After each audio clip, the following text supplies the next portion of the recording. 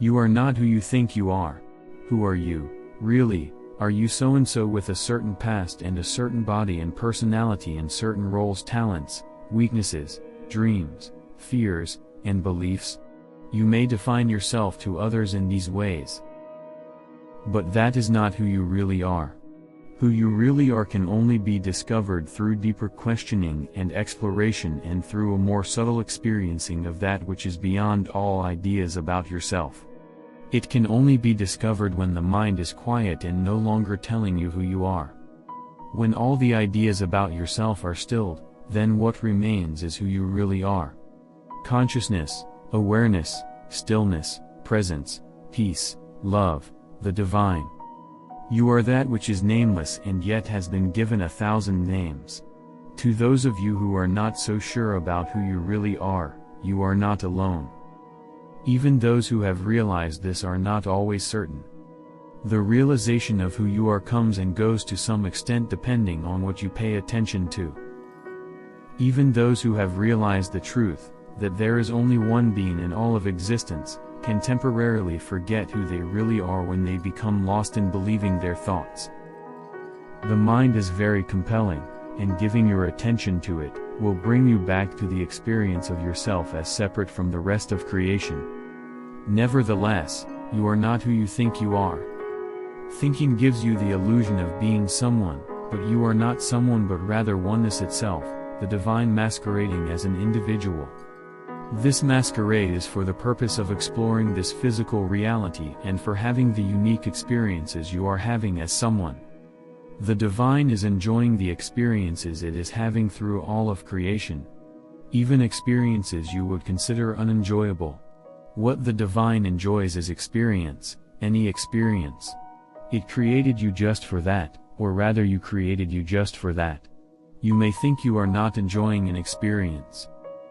But if you touch deeply into yourself, you will discover enjoyment in even the most unpleasant experiences. The joy from these experiences comes simply from the ability to have them, the ability to be alive and experience them.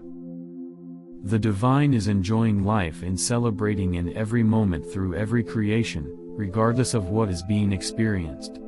Therefore, it is possible for you to find joy in any experience as well when you align yourself with the divine self in you.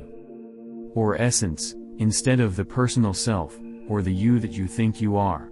This you is very difficult to please. It can be having a very nice experience and still not be happy. The you is programmed for unhappiness because it is programmed to seek that which can never bring true happiness. It goes after more and better and different from whatever is actually present. This is a very unhappy predicament, and yet this is the human condition. This is why humans suffer, but you are not actually human, so it isn't necessary for you to suffer this way. Once you discover your true nature, it is possible for suffering to end, or at least be greatly diminished. The divine doesn't suffer in its experience of life, and you don't have to either. You can experience the joy the divine has in life in any moment if you turn your attention to the moment where the divine, as essence, resides, but you have to want to and you have to make that choice. This is the greatest obstacle to happiness of all. Many experience the truth that lies in the moment and turn away from it again and again because there is nothing in it for the egoic mind, which is the mind that is driven by the ego, or illusory personal self, the you that you think you are. The egoic mind is the familiar voice in your head, the ongoing mental commentary that accompanies whatever you do. This you thinks of itself constantly. It is constantly forming thoughts about itself, which is how it creates itself.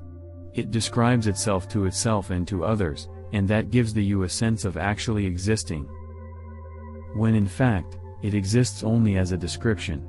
This description, this you, is made up of a jumble of ideas that are not even consistent, since they change from moment to moment, day to day. This you believes one thing one day and another thing the next.